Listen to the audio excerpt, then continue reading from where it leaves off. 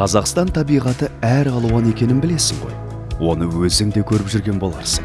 Қазақ жерінде тау, орман, жазық дала, тіпті шөл де кездеседі.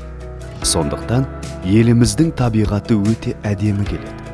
Айналасы жасыл желек бурабай, төсінде киіктер ойнап, гүлдері кілемдей жайылған сарыарқа, басынан қар кетпейтін Алатау біздің мақтанышымыз. Қазақстанның ең биік таулы шыңы Хан Тәңірі деп аталады. Оның биіктігі 7320 метрге жетеді.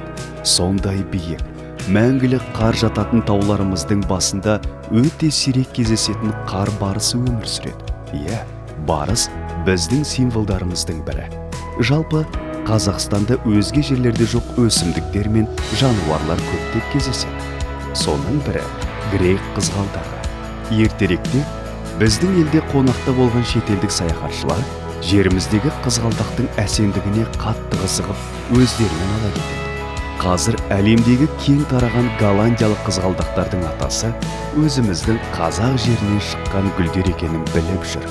Табиғатты аялау сенің де азаматтық парызың.